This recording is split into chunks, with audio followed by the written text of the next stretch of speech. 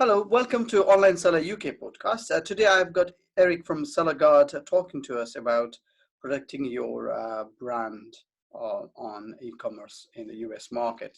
Hello, Eric. Hello, how are you doing? I'm good. I'm good. Thanks very much, Eric, for your time. So it's just a quick chat today, really. So why don't you start yourself? Start with your introduction and what you do. Okay, excellent. Yes, I'm a patent and trademark attorney in the United States, and we help inventors or new product developers develop and protect their trademarks and patents. And in particular, through the Seller Guard program, we have specific tools that are helpful for Amazon sellers to protect their intellectual properties and take advantage of the Amazon programs, the Amazon brand registry, and programs to protect patents and utility patents and design patents. And there are a lot of intellectual property tools that are specifically useful for Amazon sellers. Mm-hmm. Okay, excellent. So you are with us in March at AmaFest talking about all the topics. So it's good to have some sort of tester sessions ready. So for anybody in the UK who are thinking of expanding into the US market, so what are the key things they need to think about before going into in terms of protecting their brand?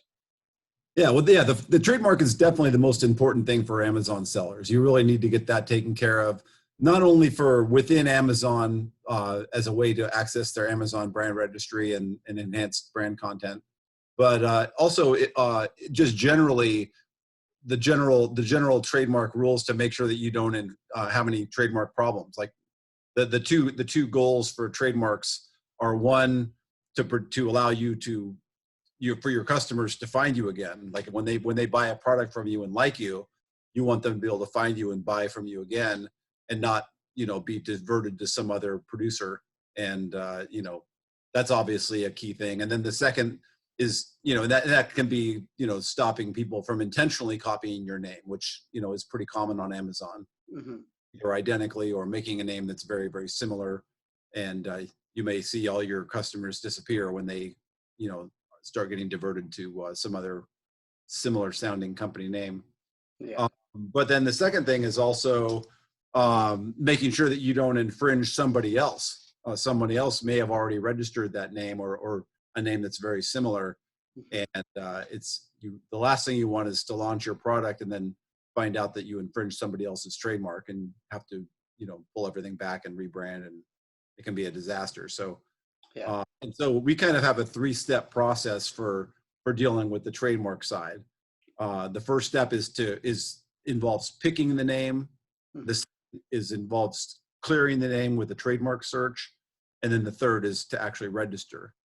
And I think a lot of people are very familiar with the third step, that they know they need to register it, but they don't know the first 2 steps are actually of far greater importance. Yes. And so you really want to, I think that's my main message is to Amazon sellers is when you're just starting, you need to pick a name that's what they call, legally speaking, it's called distinctive, which for a lot of purposes means not descriptive.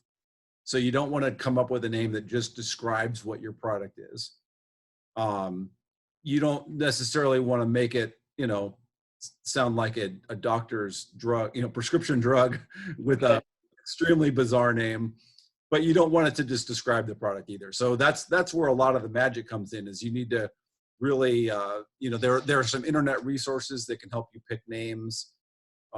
Sometimes there are experts that can help, sometimes it can be combining the 2 founders can combine their names into something unique. A lot of different formulas, but I think the key is something that doesn't directly describe your product, but it still is short and simple and easy to spell, and doesn't scare people off with any kind of bad connotations or what have you. So picking the name is a really important first step. And then once you have a name, doing a thorough clearance search is really important. And you can do that. You can do, at least, especially simple searching, you can do online yourself. The US use the USPTO, or United States Patent and Trademark Office .gov. they have a search engine that you can use, and fairly quickly, at the very least, you can put in the exact name and see if anything comes back from that. Yeah. Ideally, though, you want to find names that are a little bit, that might be a little bit different, but still very similar. Okay. And I actually have a book that if you just look my name, Karich, on Amazon, you can find my trademark search book, Trademark Search Now. And that gives you kind of the more advanced tools for really clearing it.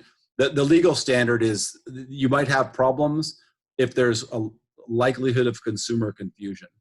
So you look at both the trademark itself and the goods that are being sold, and all together you say, is there a likelihood of confusion? So if the marks are a little bit different, but they're for very similar products, that might be a problem. Although even if the marks are identical, there might not be a problem if the goods being sold are very, very different. Mm-hmm. So you have to kind of take everything into account. And I think your gut instinct is usually the best guide. If the marks, if the marks are different, but they're similar in a lot of ways, and you're selling very similar goods, and you get a little bit uncomfortable, there might be a problem. Yeah. If you look at them though, and you say, "Oh, no one in their right mind would be confused by those," Mm-hmm. then that's not a problem.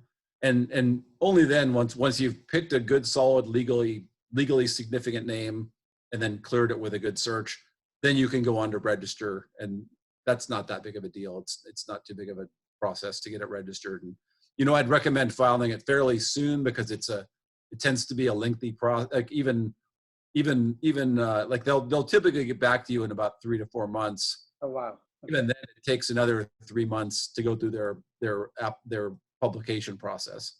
So you have to plan for 6 to 9 months. So if you want to get access to all those Amazon programs, you want to get that registration in as soon as you can. Yeah, I think that's a long period, 9 months. That's Yeah. that's a long time. So, do you suggest, so once, like you've suggested, once we do the search and once we are comfortable with the name, do you think it's good to get started anyway while the filing process is on the way? Oh yeah, that's not a problem. Yeah, in fact, you would mark your trademark with the TM symbol. That's the small TM that you see next to the trademarks. That means that it's been filed, but Okay. it's granted yet. Oh, right. Okay. So I think that's a good start for anybody who wants to just get things going. So, other things that comes with the patent side of things, is this something that I think especially some people replicate product, and it's very common, very common. So do you think, if somebody comes with a right idea, good idea, I think it's good to get that started. Do you want to put some light on that, what's a patent means and how to get that done? Absolutely. Yes, I think there's a great opportunity for all Amazon sellers. Unless you're literally buying a product off the shelf and it's just identical to what everyone else is doing, if you do any kind of design improvements or what have you, I would say you would almost certainly want to file what's called a design patent on that product. Yeah. It's based on the appearance of the product. It's not based on any kind of big high technology improvements or anything. The real product development, the real product improvements are called utility patents, and those are a much bigger deal. But you can get a design patent on even very minor changes and improvements, if they impact the appearance of the product. Design patents are very simple and inexpensive to get. You're usually talking about, like, we charge $1,800 for the entire package, which includes the drawings and the government fees and everything. And it results in a very nice patent that you can use on Amazon to pull down infringing listings. Okay. And they're very simple to get. They're as long as you have some novelty in your in the overall appearance, Mhm. you can certainly get a design patent allowed. And it's such a powerful tool on Amazon. Half the time, you know, when the copycats come and copy you, Yeah. they either copy you identically or very, very similarly. Yeah. And a lot of times it's actually coming out of your own factory, even if you don't know it. So that they'll appear identical, and it's because it's literally coming from your own factory. And you know, the design patent, it's very fast and easy to just pull all those listings down via Amazon. Mhm. Well, I think that if you're really, I personally don't think I would even bother launching a product on Amazon without a design patent. Oh, Just wow. Okay. you can get them on almost, I mean, unless you're literally selling off the shelf, it's so fast and easy to do it, and it's such a powerful tool to at least, even if you're just threatening all your competition, uh, Yes. you can really keep some of the worst copiers at bay, and that's just so critical for keeping decent profit margins. I mean, if you don't have some tool to keep the profit margins up, you're just going to get, you know, you're going to get copied, and your pricing is going to get driven down into the ground. Yeah. And it's such an astronomical difference to have a product with a good profit margin versus one that's gotten driven into the ground by competition. Yes. So, you know, I would say any new product that, you know, spend a little time and improve that design, make it look really nice, and then get a design patent on it, and you're going to have some really serious tools to keep that listing cleared up a little bit. Yes. I think you've given us really good understanding that yeah, get things done before you launch on Amazon. Yeah. So yeah, I don't want to take too much of your time, and but you are with us on the 13th of March. So for anybody who is listening to this YouTube That's video, going to be fantastic. I'm yeah, really looking yeah. forward to it. Yeah, yeah. So Eric will be with us for a whole day. So if you've got any issues with the patent, or even if you have somebody file a case against you, and it, you know, just be with us. You know, come and visit us at Manchester. The website is amethyst.uk.com. And before we close, Eric, so if somebody wants to find you, where do they find you? You know, right now. The easiest would probably be to send an email. Yes. My website is karich.net, KARICH.net, and eric@karich.net is my email address. Any members of your program are welcome to schedule a call, and I'll give a complimentary call to review their product and give them any feedback that they have, and help, you know, point them in the right direction. Okay, excellent. Thank you very much for your time, Eric. All the best. All right, thank you. Have a Thank good one.